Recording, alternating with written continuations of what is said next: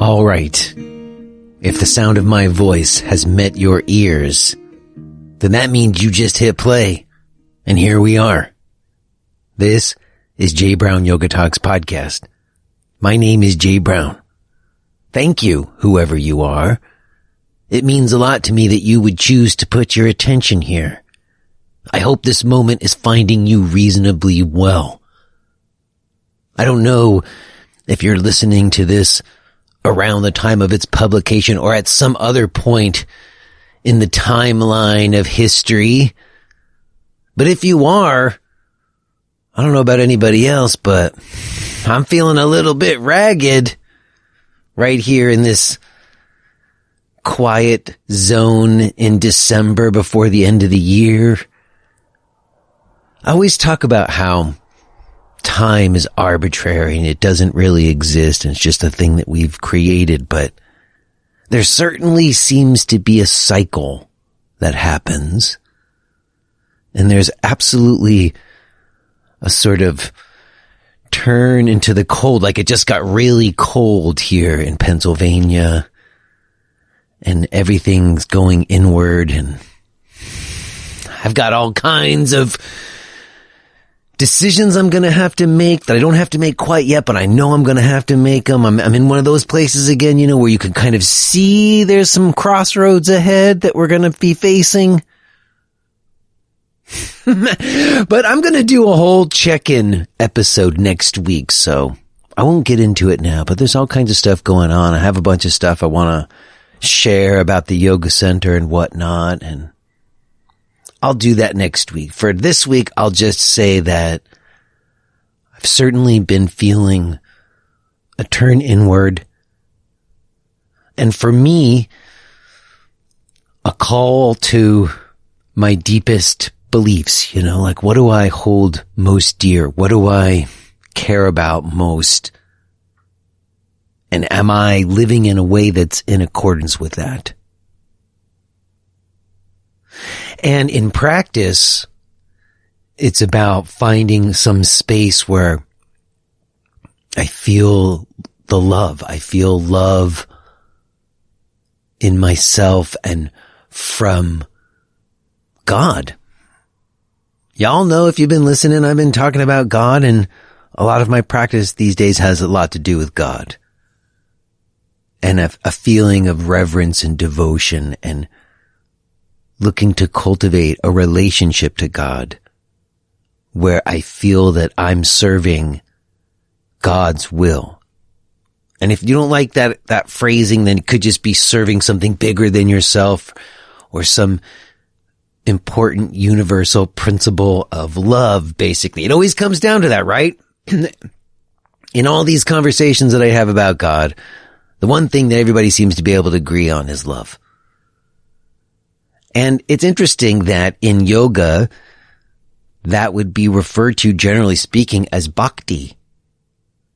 But I never really thought of that. I never really thought of myself as a Bhakti yogi. But I think I'm becoming one. In any case, that is the topic of our conversation today with Gregor Maehle. Gregor has been on the show a few times in the past, and we do go over his previous visits here, but he has a new book out called Bhakti, the Yoga of Love.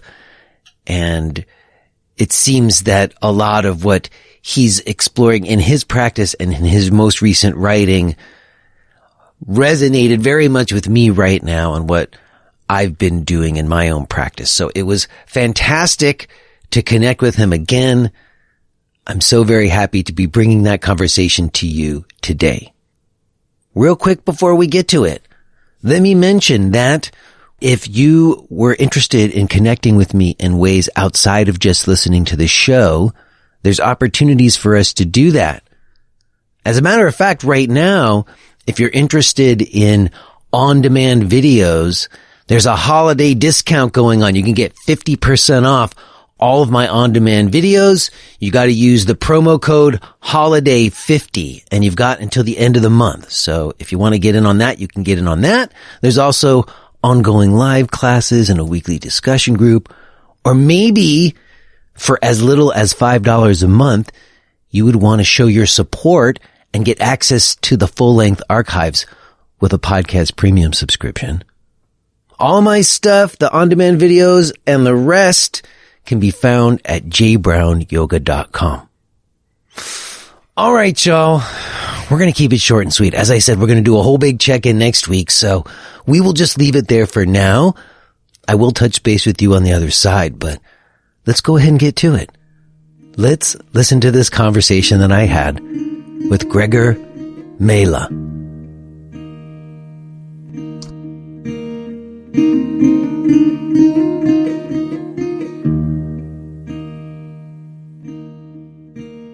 Hello?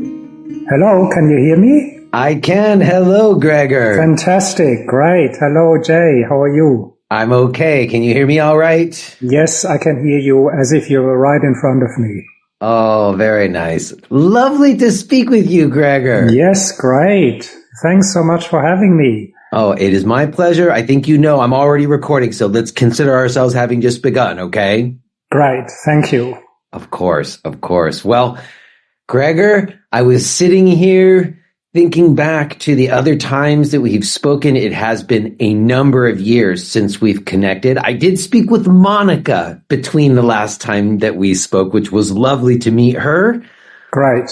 And, you know, I looked back and it was in 2018 that we first spoke.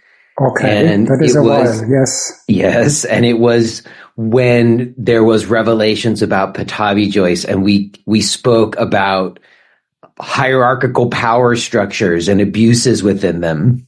Mm-hmm. And I mean, I guess I feel compelled to also mention, because I'm sure you heard of Sharat's recent passing. Did you know him at all? I did, yes. I practiced for a long time in Pattabhi Jois's class, and I practiced in the same row as Sharat. I was in the front row in the left corner, and he was on the right corner, in the right corner. So yes, you know, I wouldn't say that I knew him particularly well, but I practiced sort of more or less next to him for quite a long time. Well, I didn't know him myself, but his passing was quite sudden and tragic. Yes, yeah, and very unexpected. I know. Horrible. Well, yeah, I think it would have been very tough for his family. It's unfortunate if somebody is leaving that early and unexpected. I guess if somebody dies really long, then we have a long time to prepare ourselves, but it must have been very tough for his wife and for his kids. I would imagine so. And for anybody who was connected with him and felt deeply with him. And, Mm-hmm. I didn't know him, but from afar, I felt like he really rose to what seemed like an almost impossible challenge to continue to kind of offer teachings in the way that he felt was appropriate, given everything that happened. And they did make a lot of changes. And I don't know, it seemed to me that he's very respected by a lot of people. Mm-hmm. I don't know. Yeah, I didn't have a lot of contact with him in the last few years, so I don't really know what was going on, to be honest. I hear you. Neither did I. Well, my heart goes out to anybody who was affected. And True. The next time that you came on the show after that was in March of 2021. Wow, what a time. That was a moment before a lot that happened in the world. And you had a book out that was called How to Find Your Life's Divine Purpose. Yes, that's true. And we talked about, like, if there was realms beyond the material, because that's kind of where I was at that time, if I recall. But the reason I'm bringing it up more than just kind of reminiscing on times of the past when we spoke before is that when we spoke about your book of How to Find Your Life's Divine Purpose in 2021, I had a completely different conception of divinity and God than I do now. Okay.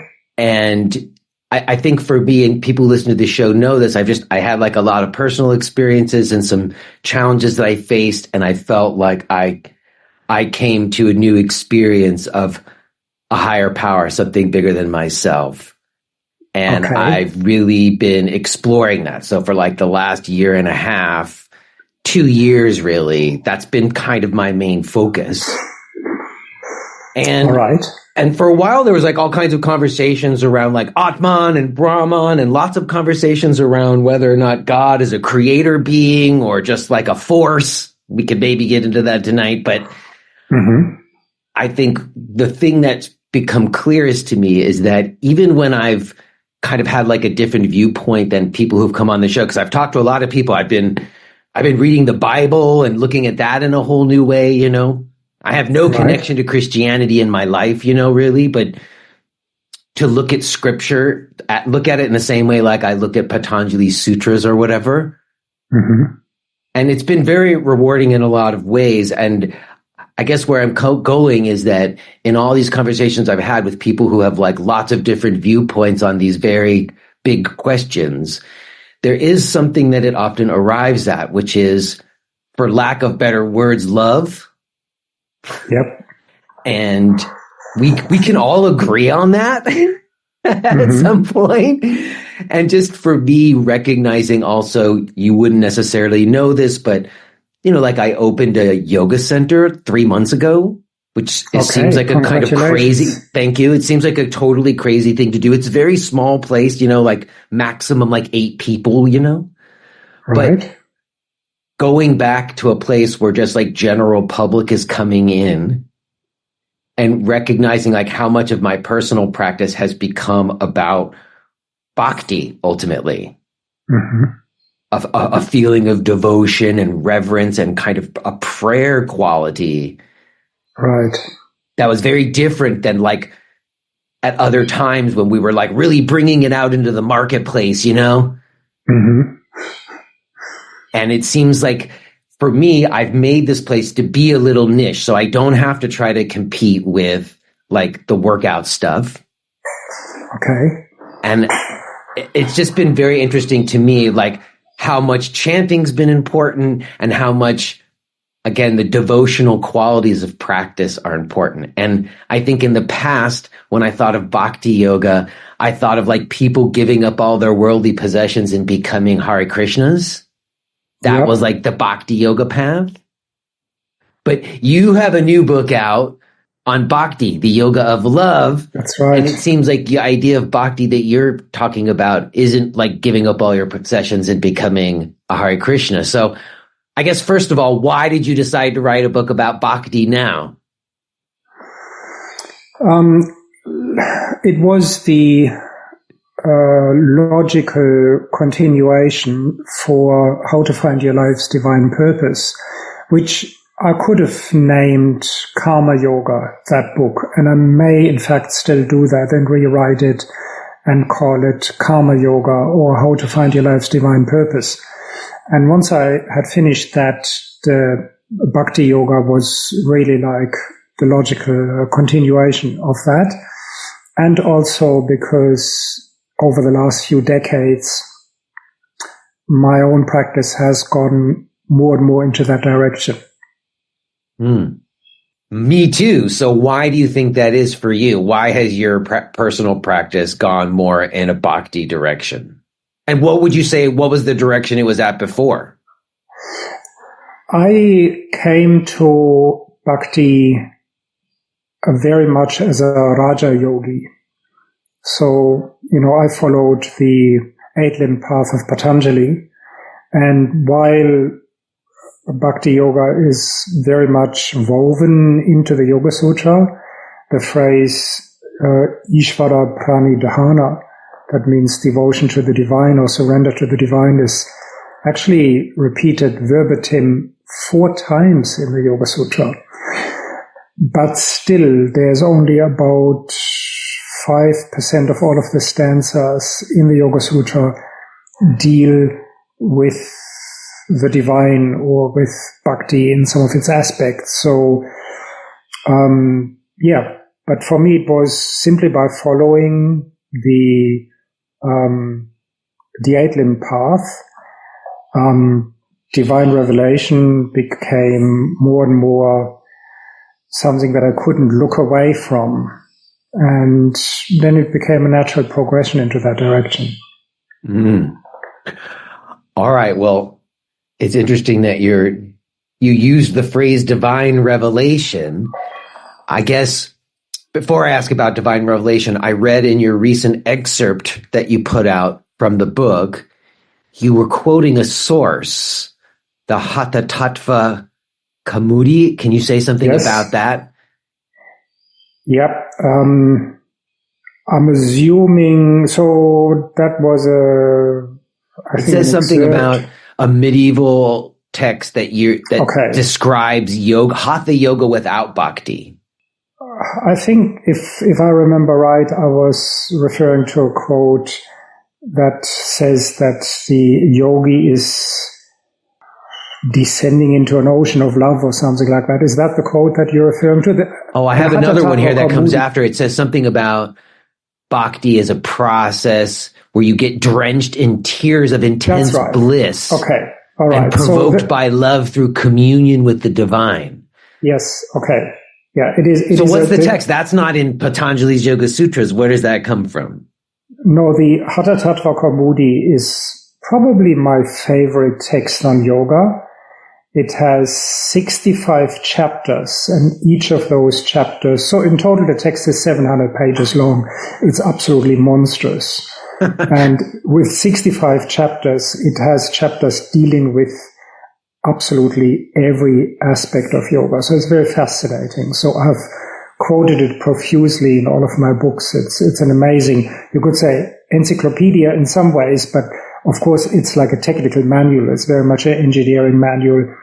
Yeah, I think it's the most amazing text on yoga, but it's not widely known.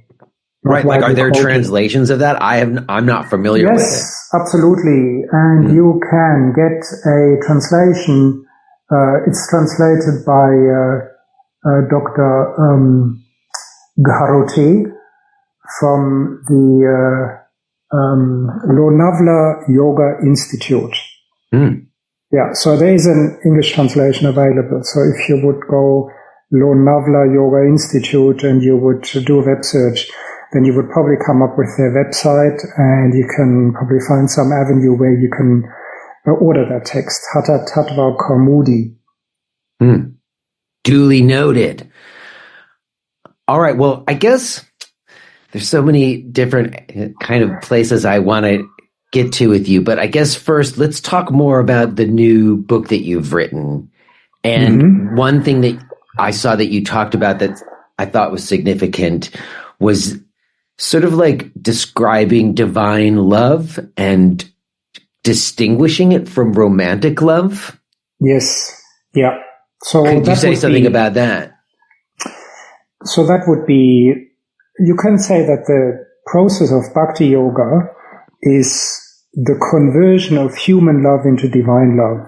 And so when we look at human love, what it is psychologically, it is essentially we are doing something, or we are bringing ourselves into an attitude in order to get something. Yeah, let's say if you have a romantic relationship with somebody, it always involves some, you could say, some form of contract. And if the other person doesn't adhere to certain rules, then you would say, okay, then I don't give you what you want to get from me. So in other words, we can say that it's based on an attitude of receiving and getting. And let's put it like that. If your attitude would be more coercive, if you're a more coercive or controlling character, then that would morph into taking. Yeah. But even the attitude of receiving and getting that we normally have in our human love is something that has to be converted to an attitude of giving. Yeah. And so the attitude is simply this, that we look at everything, everybody, every object, every person, every being that we meet in our life as an aspect of God. And then the question is, how can I give to God in that particular manifestation that I have in front of me? Yeah. So the divine love is the attitude of giving. And then the question comes, of course, very quickly, well, how do I prevent to be sucked dry? How do I not get exhausted? And this is simply by realizing that Atman or Purusha or Brahman, all various words for consciousness or the deep self or the divine self, is not something neutral, cold, but it is of itself of the quality of love. That means whenever I'm stepping back into the Atman, into the Purusha, I'm actually established in an inexhaustible wellspring of love, which doesn't require any activity on my behalf. In fact, you could say Bhakti Yoga is stepping outside of one's surface self, and it's quite interesting that, and then to stand outside of one's surface self, and I'm of course reminded that to stand outside in Greek means ecstasis, where the English word ecstasy comes from, standing outside of one's surface self and to let the divine speak, act, and express itself through our surface self, which brings me then immediately to the point of giving up the sense of agency that Krishna in the Gita talks about. He says very much, be you my instrument, O Arjuna. Let me work and express myself through you. That is the path of Bhakti Yoga. Okay, so I guess I'm curious about what you mean when you say God. Because,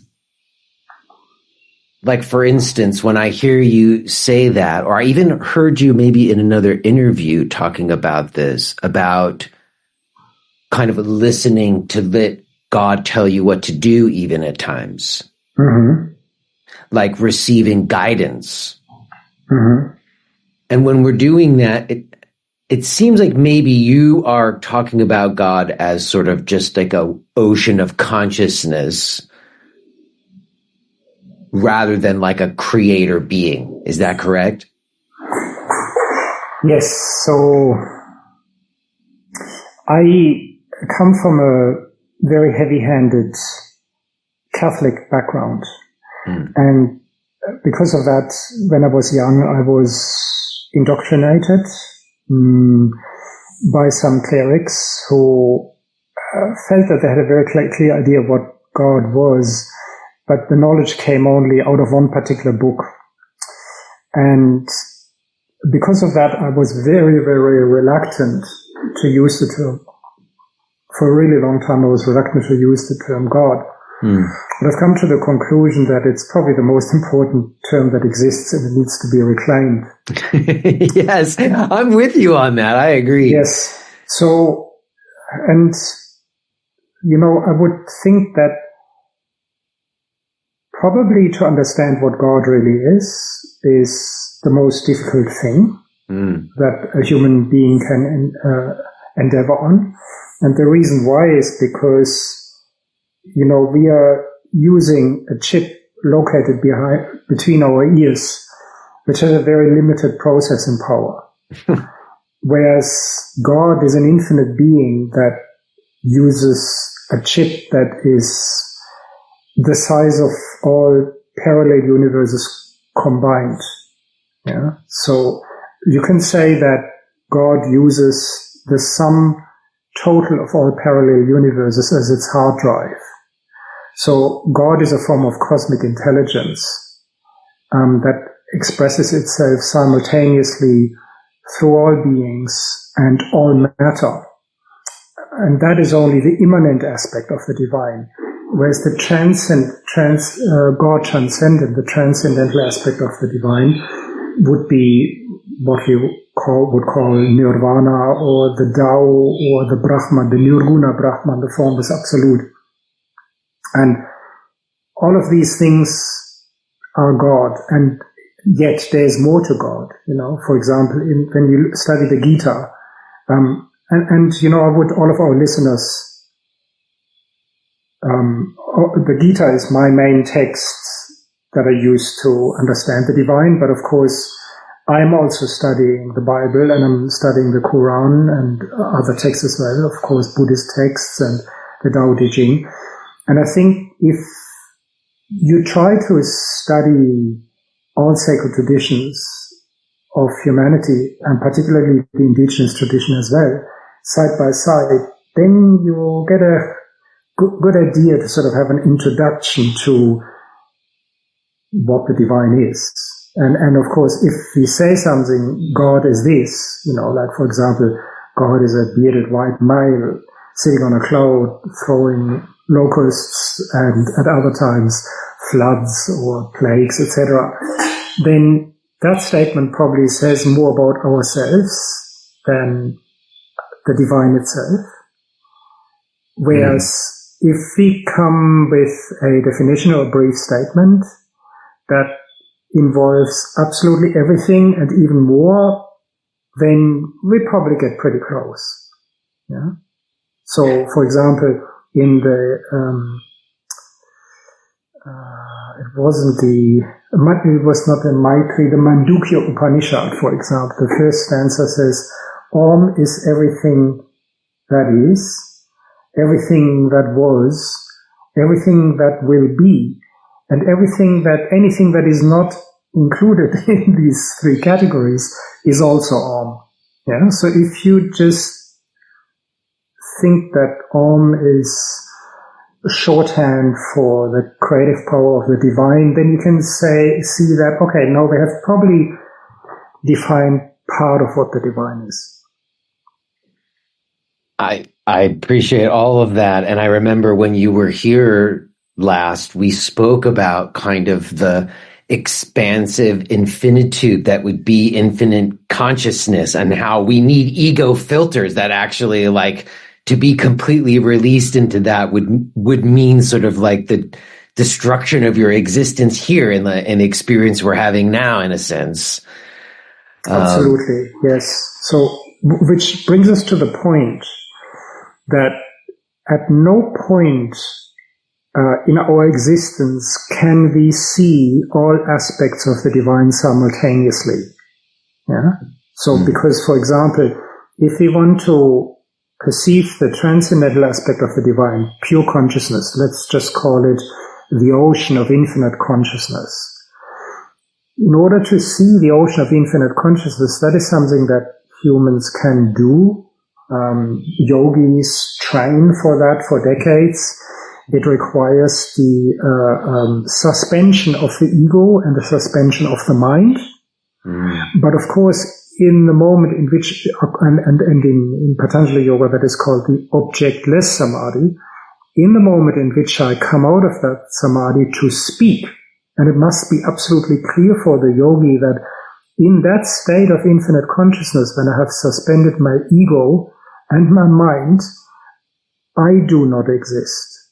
Yeah? In the Upanishads, it always says, when the Brahman appears, the body and the ego disappear, and then the body and the ego and the mind appear, and then the Brahman disappears. So both of them cannot be apprehended at the same time. So in other words, I have to be absolutely clear and disciplined that when I talk about the Brahman, the mere fact that I'm talking about it means that at that very moment I don't see it. I'm actually speaking from a memory.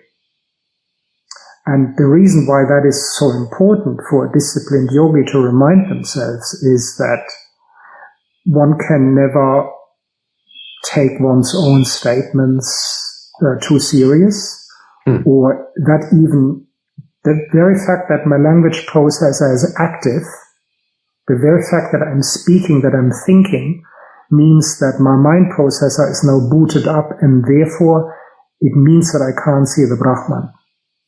Yeah, that is very important. In other words, there needs to be a filter. You know, however much experience I may deem myself mystical experiences, in order to process them and analyze them and communicate them, I have to actually get out of the mystical state itself. So I have to admit to myself, now I'm talking from memory. So I have to remind myself to not take myself too serious. All right. Well, I guess for me, when I hear you say that, you know, going into this like mystical state and then coming back from there, I got to be honest, I sort of have come to question that to some degree, that it seems to me that there is another conception of Brahman where it's like you can have a relationship with a creator. And I know that you said that you have like a Catholic conditioning, and, you know, I have like a Judaic conditioning that I totally rebelled against, and that's why I got into yoga.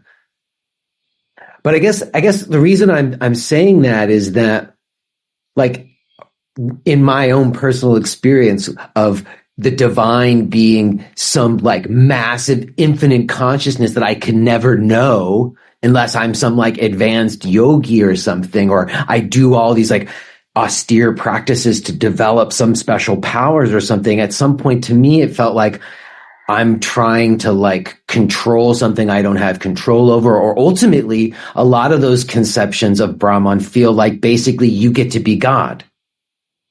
And when I hear you talking about Bhakti, and when I read what you wrote about Bhakti, I see you as like in a very humble place of not like assuming equal stance to God. That like Ishvara Pranidhana sometimes translated getting down on your knees at the feet of the Lord. And I guess I'm curious about that. If it's just this infinite consciousness and there's no like personal relationship to it, why then would there be this kind of like prostration stance in relationship to it? So when I talked about the Nirguna Brahman, the consciousness, you could say that I was getting sidetracked into Gnana Yoga. Yeah.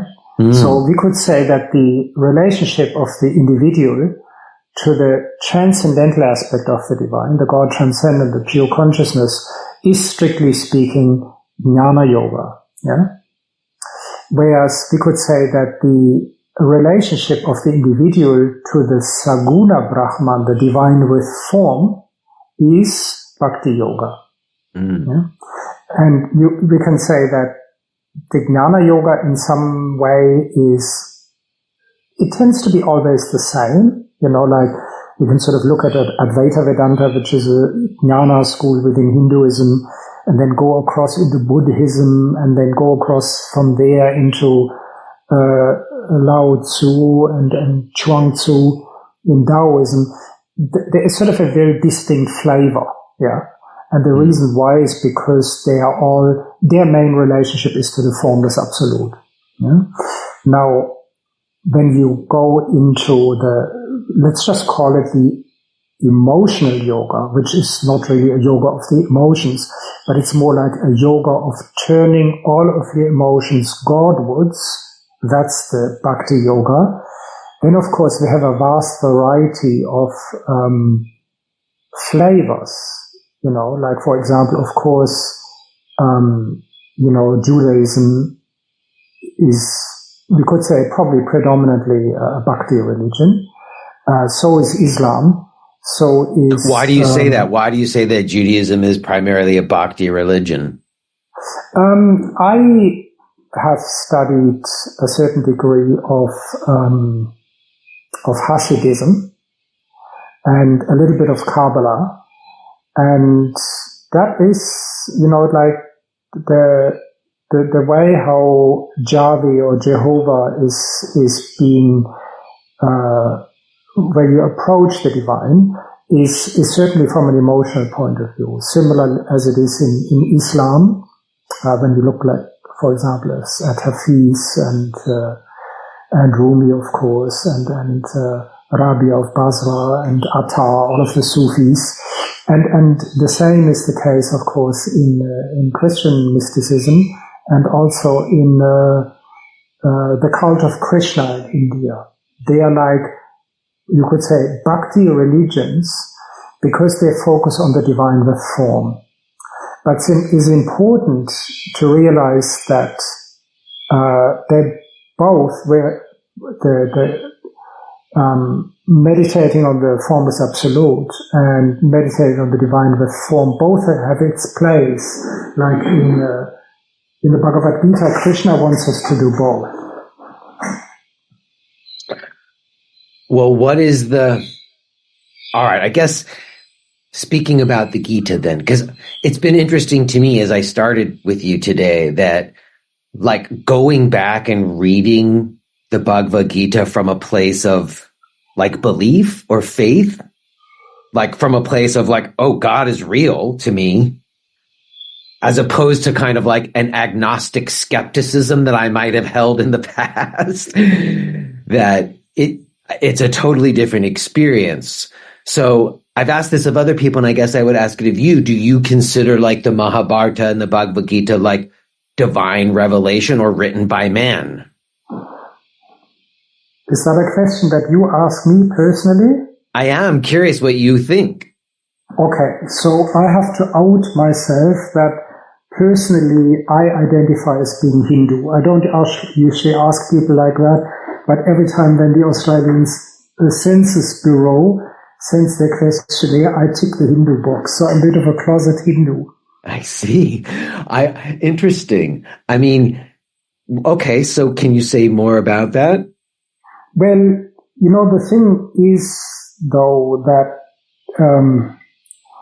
Sri Aurobindo, like a very known or very influential Indian saint of the 20th century, who is also one of the fathers of the Indian state. At some point, he was the leader of the armed resistance against the British Raj in India. Aurobindo said that ultimately the yogi needs to recognize the divine in absolutely everything, which also includes in texts which we may initially find difficult to understand, which of course, let's say, whatever one's religion is, I would always encourage everybody to go afield and try to understand the divine through the eyes of people of other religions. For me, it's absolutely clear. Although I consider myself a closet Hindu, that I also work on understanding the divine through the Bible, the Quran, the Torah, etc. And of course through Western science as well. But for me, the easiest and the most readily available are the Hindu texts, and that has been always like that my whole life long. So this is not something that I had to convince myself of. That's why I can easily identify as being Hindu. Okay, so by identifying as Hindu, that would mean then, of course, that you would consider these divine revelations, all these scriptures, divine revelation. Yes, absolutely. So for me, it was simply like when I was 15 years old, I accidentally, which of course was no accident, stumbled across a copy of the Upanishads, and I was just gobsmacked, I was just crying. I couldn't believe it, I understood that I had found again my holy book. I guess for me, I've been really pondering, though, how both of us were kind of born into whatever, like a Judeo-Christian frame, and we both gravitated to this I mean, prior to it, like, I guess what I'm getting at is if the Gita is divine revelation, right? If Mahabharata, do you think of Patanjali's Yoga Sutras as divine revelation also? I think so, yes. I think so. Now, I think of the Bible and the Quran also as divine revelation. Yeah, that's what was going to be my next question. So they would also be. Yes. If there are things in the, and by the way, just to be absolutely clear, for me, there's absolutely almost everything that is true, noble, beautiful is a divine revelation. Yes. So, for me, like, I live here in the forest, outside in nature. Yes, I can hear that. And you might want to get a little closer to the mic. You've been walking around, I think. I can hear all the animals. Yes. We have, it's summer here in the Australian rainforest. And I'm sure it'll be fine, but I want to mention cicadas. We have the cicadas out there, and they are about 120 decibel. Yeah, so they're amazing. Yeah, I know. I've been around them, and sometimes it can get very psychedelic, the way the waves of that sound goes. Absolutely. Yeah. So, and really, like for me, walking through the forest, that is divine revelation. And even, like traveling around the world, like meeting people and teaching, for me, every time when I come into a new place, a new city, etc., it's quite obvious that is the body of the divine, So the divine speaks through me to other people. The divine listens to itself by means of those people, listens to itself through me speaking, etc. So, the entire world is the body of the divine. So I don't want to make it I want to make it absolutely clear that I don't consider the divine being limited to a particular revelation or particular culture. I think that's where sectarianism comes in, that's very, and fundamentalism, that's very, I mean, otherwise it would be absurd, like it would be absurd if the divine would create these entire cultures and reveals itself there, for example, let's say as the Quran or as the Bible, and there's people living for millennia and they've never heard of the Gita. What does that mean? There's religions who say, well, that just means they're, sentenced to eternal damnation. That is, of course, absurd. Well, I don't know. I mean, I guess I've been having quite a bit of a thing with Jesus, really, because again, I have no connection to Christianity. So when you say, oh, God is a bearded white man in the sky who's just, like, I don't have an experience like that at all. But I have for many years in yoga, like kind of embraced like the spirit of divine mother. You hear that in yoga all the time. Okay. Yes. And absolutely. You can feel divine mother in nature. And like you, I left the city. Well, you lived out in the real forest, but I left the city. So I'm much more around trees, and nature became an important part of that. I got very into animism and indigenous cultures and sort of shamanic kind of communal relationship to these forces beyond the material or whatnot. But I think that I've come to also kind of think about how whether we believe in like Jesus as a real person or just as a story, and I guess that's a debate that people have, like our lives are completely within that context. Like we literally live in time marked by the life of Jesus. And I guess to me, I sort of wonder what Jesus taught. Jesus was a way for people to have a personal relationship to that infinite thing that you're pointing to. That thing that's impossible for us to know. So I guess do you think of like Krishna in a similar way? Like Krishna is a way for people to have a personal relationship to that infinite, omniscient power? Oh, yes, absolutely. Yeah. And of course there are others as well. There's Moses, there's Muhammad, they all have their value. Yes, as Aurobindo said, ideally you can access the divine through all avenues. That would be the ideal.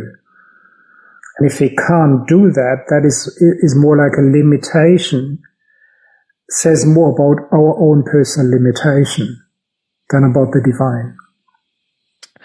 I hear that. I guess in your understanding of these matters, is there an evil? Is there, because I have to admit, that's been some part of it for me, is that I feel like there is like malevolent forces in the world. And you can see that in all the indigenous cultures. They ward off evil spirits and whatnot. I guess, like the question would be more, I mean, it's very obvious, like the question is more like, is there A, absolute evil, B, relative evil? And I have a very clear stance on that. Absolute evil. If you are hearing this message, then you're listening to the free version of J. Brown Yoga Talks. To hear the rest of our conversation, please subscribe to Podcast Premium at jbrownyoga.com/premium.